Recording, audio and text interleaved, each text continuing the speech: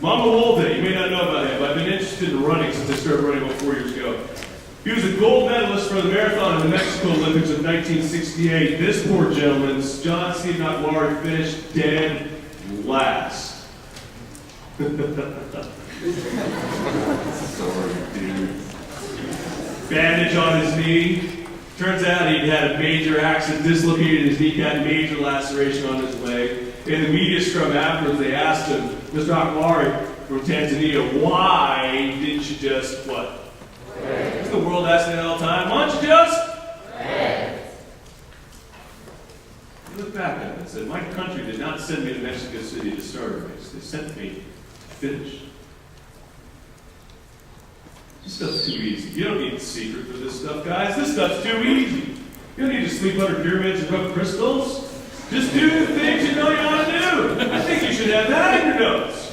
Do the things I know I ought to do. I'm willing to bet you already know the things you ought to do. If you don't learn anything else, if you don't read any more books, you already know the things you ought to do. If you simply do them, how great could life be for you? Anybody know who this dude is and what he's known for? Roger Bannister. Known for? 4 minute mile. First man recorded, somebody hadn't done it before, right? But first man recorded to run the 4 minute mile. I'm pretty sure somebody was being chased by a saber tooth and worked it out, right? But I'm suggesting, first guy on record, 3 minutes, 59 seconds for a mile, by the way.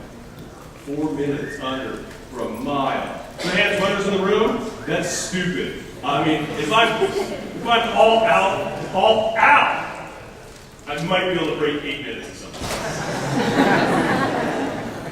I mean, but that is fast, all right? Here's the one that said, the man who can drive himself further once the effort gets painful is the man who will win. Wow.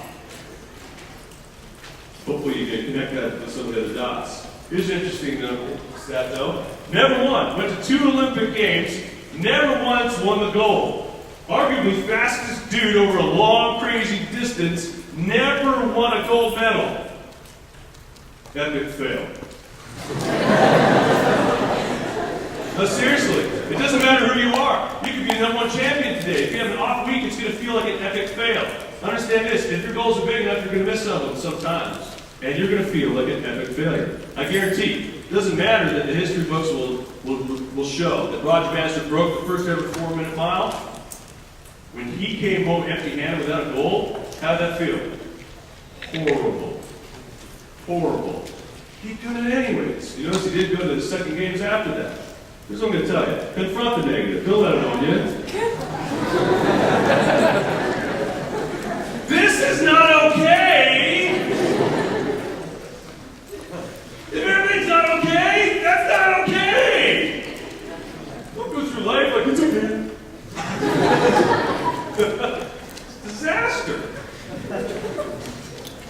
Find you later with a license plate. Alright. Connect with people of value. I'm going to wrap up with this because we're short on time. I want to give Wes his full time here. Final point I'm giving to you is to connect with people of value. Last Olympic story I'm going to share with you.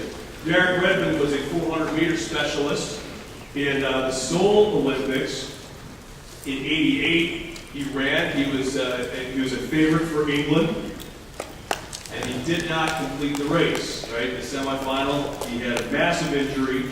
Over the next 4 years, several painful surgeries and rehabs. Worked hard with his dad, Jim, to try and rehab and get going again. And he qualified. Qualified for the Barcelona Olympics in 1992. You can see this if you Google Derek Redmond and yourself later. You can see him on YouTube. There's a video of this. And for those of you that have seen the video, you remember how it goes. It starts off with race and poise. He's out. And it's a great start, man. I mean, all these years, right? Really, 8 years have led up to this moment or more, right? And he hits the first turn, he's looking great. He hits the second turn, and he's great. When he hits the third turn, and snaps his hamstring.